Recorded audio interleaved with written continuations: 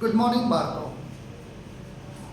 ધોરણ 12 આંકડાશાસ્ત્ર ભાગ 1 ચેપ્ટર 1 સૂચકાંકની અંદર આપણે ડિફિકલ્ટી સોલ્વ કરી રહ્યા છીએ. ગઈકાલે થોડાક વિદ્યાર્થીઓના દાખલા હતા એ સોલ્વ કર્યા.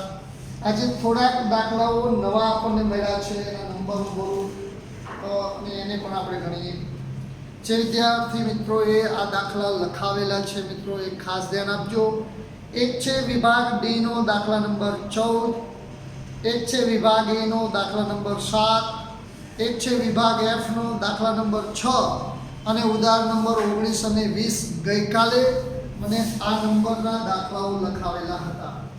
તો મિત્રો એમાં પહેલો જ આપણે દાખલો લઈએ, વિભાગ ડી નો દાખલા નંબર 14.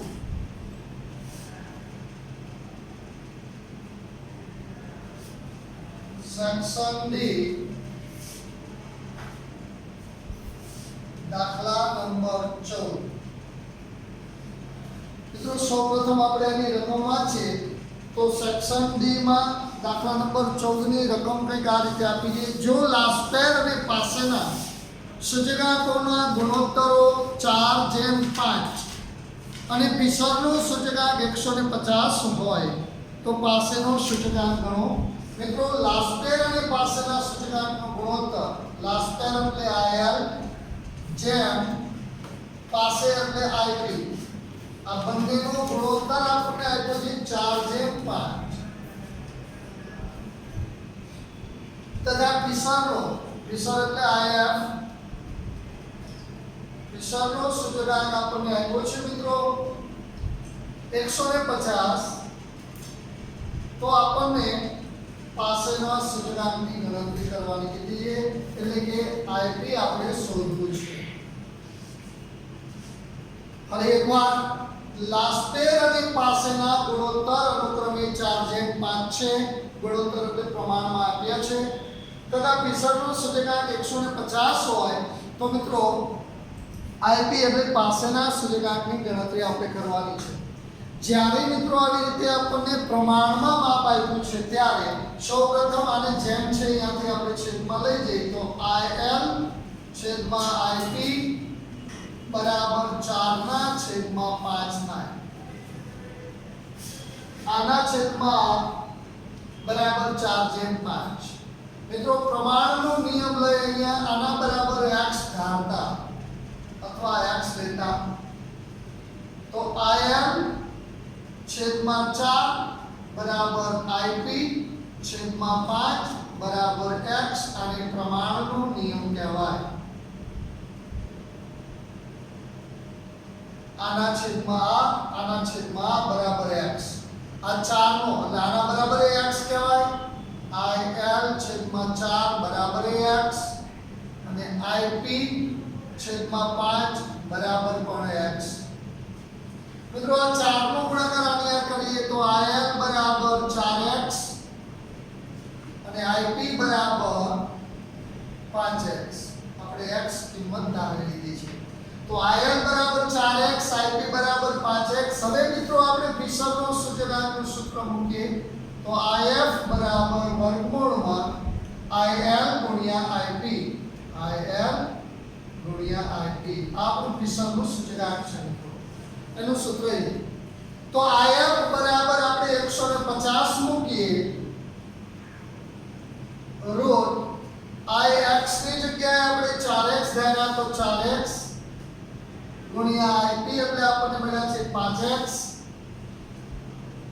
આ બાજુથી રૂટ દૂર કરીએ તો આ બાજુ વર્ગ લાગે 150 ઉપર વર્ગ, આ બાજુથી વર્ગ દૂર કરીએ તો આ બાજુ વર્ગમૂળ લાગે, વર્ગમૂળ દૂર કરો તો વર્ગ લાગે. 4x ગુણ્યા 5x, 5 ચોક 20x નો વર્ગ, 4 ગુણ્યા 5 20x નો વર્ગ, 20x વર્ગ. મિત્રો 150 નો વર્ગ આપણે કરવો છે, 150 ગુણ્યા 150 કરીએ એટલે 22500. આ 20 ને આના છેદમાં લાવો તો છેદમાં 20 બરાબર x વર્ગ આપણને છૂટું પડે છે. 22500 ભાગ્યા 20 કરો તો આપણને 1125 પ્રાપ્ત થશે મિત્રો, જેને x વર્ગ કહીશું. અને એનું વર્ગમૂળ કાઢીએ તો 33.54 આપણને x પ્રાપ્ત થાય। આ બાજુથી વર્ગમૂળ દૂર કરી વર્ગમૂળ કાઢ્યું 1125 નું વર્ગમૂળ 33.54 જે ચલ x મળ્યો। પરંતુ આપણે ચલ x નથી શોધવાનું, આપણે શોધવાનું છે ip। આપણે પાસેનો સૂચકાંક શોધવો છે તો ip બરાબર આપણે ધારેલું 5x। આમાં x બરાબર મિત્રો આપણે 33.54 મૂકતા ip બરાબર 5 કૌંસમાં 33.54 તો ip બરાબર 33.54 ગુણ્યા 5 167.70 આપણને પાસેનો સૂચકાંક પ્રાપ્ત થાય છે। તો લાસ્ટ ટાઈમનો સૂચકાંક શોધવો હોય તો 4x જે છે 4 કૌંસમાં x ની જગ્યાએ આપણે 33.5 મૂક્યો તો આપણને લાસ્ટ ટાઈમનો સૂચકાંક પ્રાપ્ત થાય। અહીંયા આપણને પાસેનો સૂચકાંક અહીંયા વિભાગ ડી નો દાખલા નંબર 4 આપણે 14 આપણે પૂરો કર્યો। 167.70 5 અથવા 5 થી વધારે હોય તો એક અંક આપણે ઉમેરી પણ મૂકી શકો। અહીંયા 70 ના 71 પણ તમે કરી શકો છો કારણ કે 5 અથવા 5 થી વધારે એના પછીનો એક અંક હતો। તો મિત્રો આ રીતે આપણે સેક્શન ડી નો દાખલા નંબર 14 પૂર્ણ કર્યો। ત્યારબાદ મિત્રો હવે પછીની વાત કરીએ આપણે સેક્શન ઈ નો દાખલા નંબર 7। સેક્શન ઈ નો પેજ નંબર 53 ઉપર સેક્શન ઈ આપણને આપેલું છે, એનો દાખલા નંબર આપણે લેવો છે મિત્રો 7।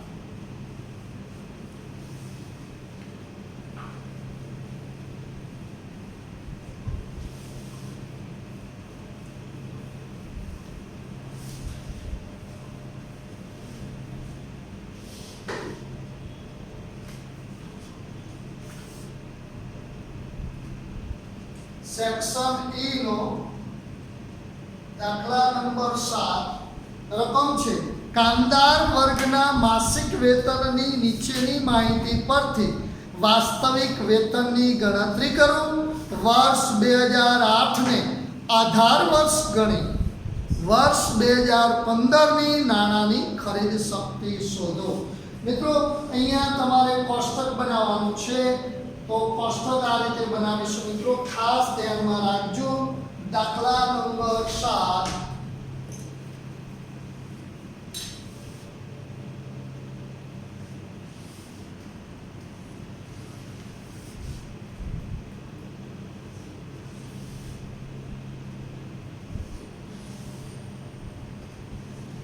પહેલું જ ખાનું આપણને વર્ષ આપ્યું છે।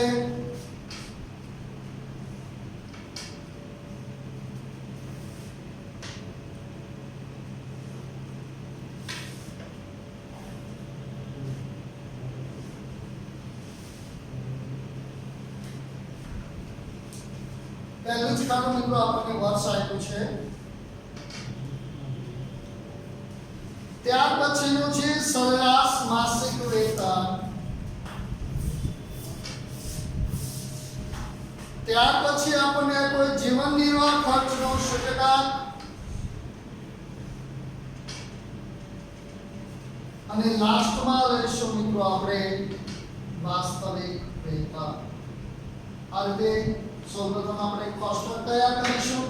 કોષ્ટકની અંદર જે માહિતી આપી છે એની માહિતી દ્વારા આપણે એને લખીશું। તો સૌપ્રથમ પહેલું જ ખાનું છે વર્ષ। વર્ષની અંદર મિત્રો આપણને 2010 2011 2012 2013 2014 અને 2015 2010 2011 12 13 14 અને 15 ત્યારબાદ છે સરેરાશ માસિક વેતન। સરેરાશ માસિક વેતન રકમ રૂપિયામાં જે પછી આપણને 15,000 18,000 19,000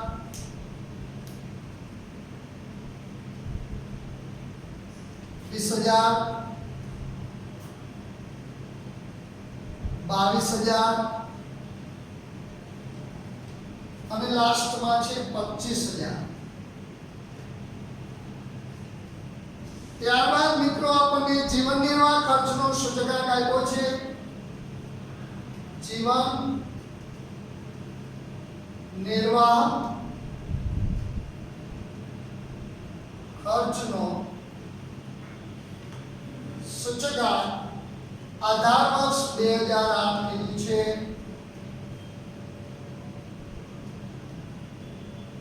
જીવન નિર્વાહ ખર્ચનો સૂચકાંક છે 120 180 205 220 235 અને 260. મિત્રો આપણે શોધવાનું છે વાસ્તવિક વેતન. આપણો જવાબ છે વાસ્તવિક વેતન. મિત્રો આનું સૂત્ર જે લખું છું તે તમે ધ્યાનથી જોજો. ગમે ત્યારે દાખલામાં જો વાસ્તવિક વેતન શોધવાનું કીધું હોય તો એનું સૂત્ર એ વેતન છેદમાં જીવન નિર્વાહ ખર્ચનો સૂચકાંક ગુણ્યા 100. આ સૂત્ર આપણે યાદ રાખવાનું છે. વાસ્તવિક વેતન બરાબર વેતનના છેદમાં જીવન નિર્વાહ ખર્ચનો સૂચકાંક. આ વેતન એટલે કયું વેતન? તો સરેરાશ માસિક વેતન જે આપણને રકમની અંદર આપ્યું હોય તે એના છેદમાં જીવન નિર્વાહ ખર્ચનો સૂચકાંક ગુણ્યા 100. આ સૂત્ર આપણે યાદ રાખવાનું છે. તો આનો અર્થ એવો થયો 15,000 ભાગ્યા 120 ગુણ્યા 100. બીજાની અંદર 18,000 છેદમાં 180 ગુણ્યા 100. ત્રીજાની અંદર 19,000 છેદમાં 205 ગુણ્યા 100. 2013 માં 20,000 ભાગ્યા 220 ગુણ્યા 100. 2014 માં 22,000 છેદમાં 235 ગુણ્યા 100 અને લાસ્ટમાં 25,000 છેદમાં 260 ગુણ્યા 100. કેલ્સીની મદદથી આપણે જોતા જઈએ તો મિત્રો 15,000 ગુણ્યા 100 ભાગ્યા 120 પહેલા વર્ષે આપણને મળશે 12,500 વાસ્તવિક વેતન. ત્યારબાદ 18,000 ગુણ્યા 100 ભાગ્યા 180 10,000 બીજા વર્ષનું વાસ્તવિક વેતન આપણને પ્રાપ્ત થશે મિત્રો. ત્રીજા વર્ષે 19,000 ગુણ્યા 100 ભાગ્યા 205 9,268.29. ત્યારબાદ 20,000 ગુણ્યા 100 ભાગ્યા 220 9,090.91. 5 અથવા 5 થી વધારે હોય આગળ 91 આપણે ઉમેરી શકીએ છીએ અથવા નિયમ પણ કરી શકીએ છીએ. ત્યારબાદ 22,000 ગુણ્યા 100 ભાગ્યા 235 9,361.71. સોરી 5 થી વધારે નથી એટલે 9,361.70.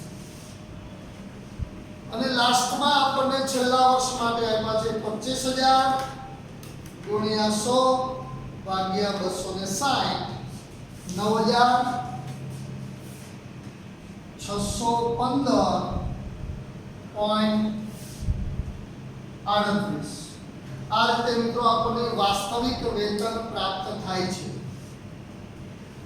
લાસ્ટમાં આપણને હજી એક સૂચના માંગી છે કે વર્ષ 2015 ની નાણાંની ખરીદ શક્તિ પણ શોધો. તો અહીંયા લખું છું મિત્રો, વર્ષ 2015 ની નાણાંની ખરીદ શક્તિ. જો નાણાંની ખરીદ શક્તિ શોધવાનું કીધું હોય તો એનું સૂત્ર એ મિત્રો યાદ રાખજો. જીવન નિર્વાહ ખર્ચનો જે સૂચકાંક આપ્યું છે, વર્ષ 2015 કીધું હોય તો એ ધ્યાનમાં લેવાનું, 12 કીધું હોય તો એનું ધ્યાનમાં લેવાનું, 11 કીધું હોય તો એનું લેવાનું ધ્યાનમાં. અહીંયા આપણને વર્ષ 2015 ની નાણાંની ખરીદ શક્તિ કીધી છે, ત્યારે એનું સૂત્ર છે 1/, જીવન નિર્વાહ ખર્ચનો સૂચકાંક ગુણ્યા 100. આ સૂત્ર મિત્રો યાદ રાખજો. ગમે ત્યારે નાણાંની ખરીદ શક્તિ શોધવાની કીધી હોય તો નાણાંની ખરીદ શક્તિ શોધવા માટે આ સૂત્ર લાગુ પડશે, 1/, જીવન નિર્વાહ ખર્ચનો સૂચકાંક ગુણ્યા 100. અહીંયા એક એમનામ રાખવાના છે. 2015 નું જીવન નિર્વાહ ખર્ચ આપણે લેવાનું છે 260 ગુણ્યા 100, એટલે 100 ભાગ્યા 260 કરી નાખો. 1 ગુણ્યા 100 એટલે 100 ભાગ્યા 260 કરો એટલે 0.38 આપણને જીવન નિર્વાહ ખર્ચની નાણાંની ખરીદ શક્તિ પ્રાપ્ત થાય છે. મિત્રો અહીંયા આપણે વિભાગ ઈ નો દાખલા નંબર 7 પૂર્ણ કર્યો. હવે આપણે આગળ વધીએ.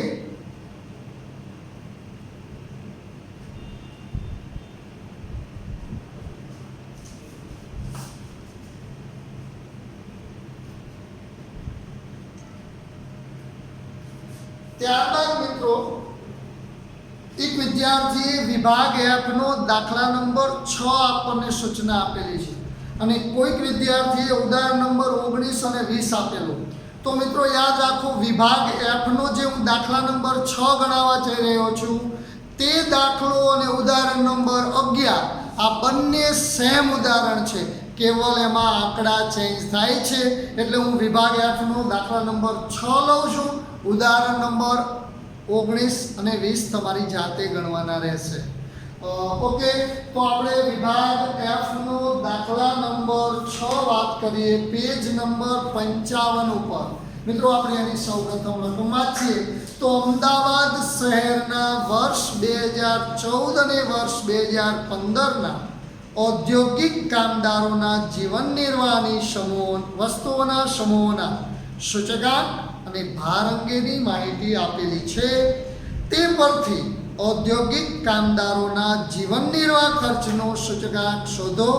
જો કામદારના વેતનમાં વર્ષ 2014ની સરખામણીએ વર્ષ 2015માં 5%નો વધારો કરવામાં આવે તો વર્ષ 2015ના ભાવ વધારા સામે રક્ષણ આપવા માટે આ વધારો પૂરતો છે, એવો આપણને પ્રશ્નાર્થ ચિહ્ન કર્યો છે. મિત્રો તો સૌપ્રથમ આપણે એનું કોષ્ટક બનાવીએ.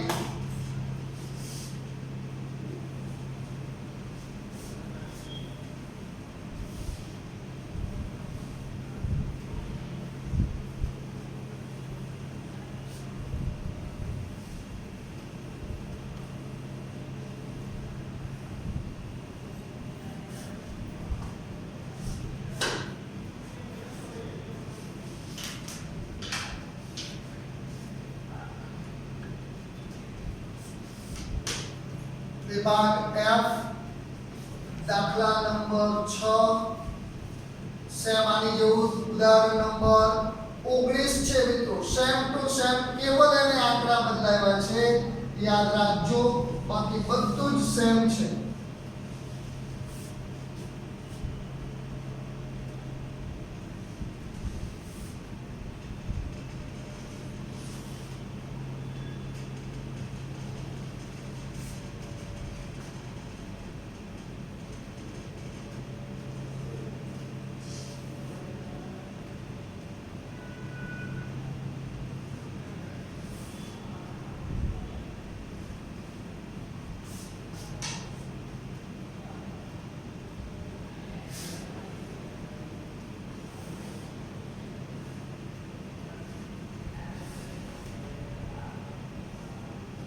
મિત્રો આપણને પ્રથમ ખાનું આપ્યું છે સમૂહ.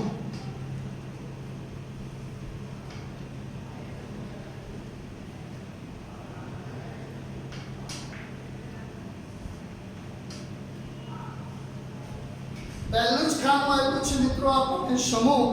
ત્યારબાદ ખાનું આપ્યું છે ભાર. ત્યારબાદ વર્ષ 2014 નું સૂચકાંક એટલે પ્રથમ વર્ષનું સૂચકાંક.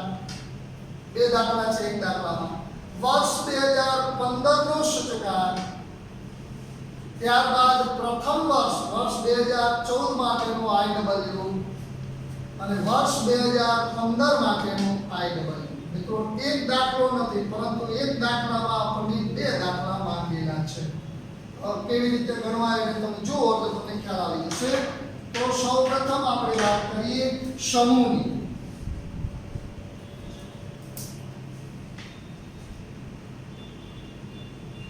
સમૂહ એમાં આપ્યું છે પહેલું જ ખોરાક, બીજું આપ્યું છે બળતણ અને વીજળી,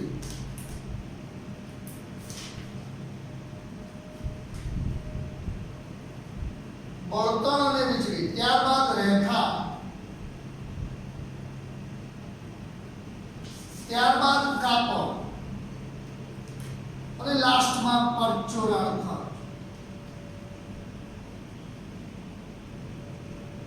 મિત્રો ભાર, જેને ભારને આપણે W વડે દર્શાવીએ છીએ. મિત્રો ભાર આપણને આપ્યું છે 31, 14, 22, 10 અને 23 આ ભાર આપ્યું છે. ત્યારબાદ 2014 નું સૂચકાંક, વર્ષ 2014 નો સૂચકાંક. મિત્રો આ પ્રથમ વર્ષનો સૂચકાંક છે. સૂચકાંકને આપણે I વડે દર્શાવીએ છીએ અને આ પ્રથમ વર્ષ છે એટલે આપણે એને I1 વડે દર્શાવીએ. અને વર્ષ 2015 નો વર્ષ 2015 નો સૂચકાંક, સૂચકાંક એટલે I અને આપણે I2 વડે દર્શાવીએ. તો સૌપ્રથમ 2014 નું સૂચકાંક 270, 168, 205, 174 અને 303. 2015 નો સૂચકાંક આપણને આપ્યો છે 281, 178, 210, 177 અને 337. રકમ તમે જોઈ લેજો, બરાબર લખી છે. હવે મિત્રો આપણે પ્રથમ ખાનું બનાવવાનું છે I1W એટલે કે આ ભાર અને 2014 ના સૂચકાંકનો ગુણાકાર, આ બંનેનો ગુણાકાર. તો સૌપ્રથમ આપણે 31 ગુણ્યા 270 કરીએ 8370. એવી રીતે 14 ગુણ્યા 168 કરીએ 2352. એવી રીતે 22 ગુણ્યા 205 કરીએ 4510. એવી રીતે 10 ગુણ્યા 174 કરીએ તો 1740. 23 ગુણ્યા 303 કરીએ 6969. આને કહીશું સિગ્મા I1W. સૌપ્રથમ એનો સરવાળો કરીએ 8370 પ્લસ 2352 પ્લસ 4510 1740 69 ટોટલ 23941. 23941. એક આપણે આનો સરવાળો કરશું જેને સિગ્મા W કહીશું. 31 પ્લસ 14 પ્લસ 22 પ્લસ 10 અને પ્લસ 23 જે આપણને 100 પ્રાપ્ત થાય. અહીંયા લખીએ મિત્રો 2014 વર્ષ 2014 માટેનો ભારિત સૂચક આર જીવન નિર્વાહ ખર્ચનો મિત્રો કીધું છે આપણને જીવન નિર્વાહ ખર્ચ માટે તો વર્ષ 2014 માટેનું ભારિત સૂચકાંક સૂત્ર એ સિગ્મા I1W છેદમાં સિગ્મા W સિગ્મા I1W એટલે 23,941 છેદમાં સિગ્મા W એટલે 239.41 જે વર્ષ 2014 માટેનો આપણને ભારિત સૂચકાંક પ્રાપ્ત થયો એવી જ રીતે મિત્રો હવે વર્ષ 2015 માટેનો ભારિત સૂચકાંક શોધીશું તો એને કહીશું I2W I2 એટલે વર્ષ 2015 નો સૂચકાંક W એટલે ભાર આ બંનેનો ગુણાકાર આપણે મિત્રો કરશું અહીંયા બીજો દાખલો આપણે શરૂ થઈ ગયો તો 31 ગુણ્યા 281 પેલાનો 8711 ત્યારબાદ 14 ગુણ્યા 178 2492 ત્યારબાદ 22 ગુણ્યા 210 4620 ત્યારબાદ 10 ગુણ્યા 177 1770 ત્યારબાદ 23 ગુણ્યા 337 7751 મિત્રો આને કહીશું સિગ્મા I2W તો સૌપ્રથમ આનો સરવાળો કરીએ તો 8711 plus 2492 plus 4620 plus 1770 plus 7751 total 25344 આ મિત્રો મળ્યો આપણને વર્ષ 2015 માટેનો ભારિત સૂચકાંક શોધવા માટેનો I2W એમાં વર્ષ 2015 માટેનો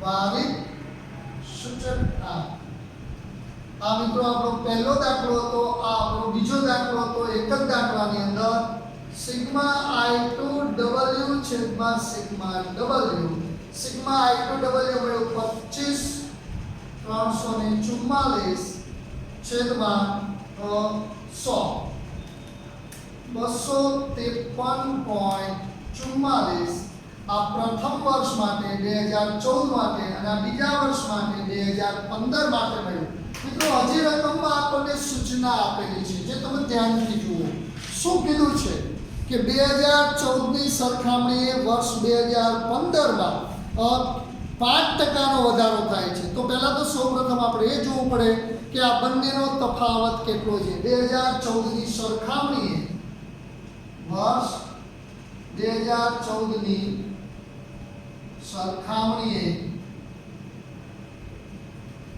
2015 માં સૂચકાંકમાં ફેરફાર તો મિત્રો 2015 નું 253.44 મળ્યો 2014 નો 239.41 પ્રાપ્ત થયો એ બંનેની આપણે બાદબાકી કરીએ તો 253.44 માંથી 239.41 આપણે બાદ કરીએ 253.44 માઈનસ 239.41 14.03% આટલો મિત્રો આપણને તફાવત પ્રાપ્ત થયો તે 14.03%. હજી આપણને સૂચના છે કે વર્ષ 2015 માં 2014 ની સરખામણીએ 5% નો વધારો કરવામાં આવે તો રક્ષણ મળે છે કે કેમ તો અહીંયા લખવાનું વર્ષ 2015 માં ભાવ વધારો વર્ષ 2014 માં ભાવ વધારો 2014 ની સામે જે આપણે વધારો કરીએ તે તો એની માટે 14.03 ની ભાગ્યા 2014 જે સૂચકાંક મળ્યો 239.41 એને ગુણ્યા 100 કરવાના છે મિત્રો. તો આપણે જોઈએ કે રક્ષણ પ્રાપ્ત થાય છે કે કેમ, તો 14.03 ગુણ્યા 100 ભાગ્યા 239.41 5.86. ખરેખર ભાવ વધારો 5.86% થવો જોઈએ, જ્યારે વધારો 5% થયો છે એટલે એની સામે રક્ષણ આપણને 0.86% ઓછું થશે. અહીંયા લખું ખરેખર 5.86% વધારો થવો જોઈએ, જ્યારે વધારો 5% છે એટલે 0.86% ઘટાડો છે જે રક્ષણ મળતું નથી. રક્ષણ મળ્યું ન કહેવાય. જો કમસે કમ 5.86% સુધી આપણને મળ્યો હોત સૂચકાંક તો આપણને ભાવ વધારા સામે રક્ષણ મળે છે એવું આપણે કહી શકત, પરંતુ 0.86% આપણને રક્ષણ મળતું નથી. મિત્રો આખો દાખલો આ રીતે આપણે ગણી શકાય, જેમાં ભારિત સૂચકાંક આપણે પહેલા વર્ષ માટે અને બીજા વર્ષ માટે શોધી એ બંનેનો તફાવત, ત્યારબાદ વર્ષ 2014 ની સામે 2015 માં જે વધારો મળે તો 14.03% સામે આધાર વર્ષ 2014 લેવાના છે. 2014 એનો જે ટકાવારી મળે 5.86, પરંતુ 2015 માં ખરેખર આપણને 5.86% વધારો મળવો જોઈએ, જે ખરેખર 5% જ વધારો આપ્યો છે. એટલે કે 0.86% ઘટાડો છે જે રક્ષણ આપણને મળતું નથી. ભાવ વધારા સામે રક્ષણ મેળવવા માટે કમસે કમ 5.86% નો વધારો હોવો જોઈએ. મિત્રો અહીંયા તમારા વિભાગ F નો દાખલા નંબર 6 પૂર્ણ થાય છે. સેમ ટુ સેમ દાખલો આવો જ ઉદાહરણ નંબર 11 નો છે, ઉદાહરણ નંબર 19 છે. તમે 20મું ઉદાહરણ પણ ગણજો. આ જ રીતે એને ગણવાનું છે. આ સિવાય જો હવે કોઈને કંઈ પ્રશ્ન હોય તો તમે મને લખાવો મિત્રો. આપણે આવતીકાલે ફરી એને સોલ્વ કરીશું.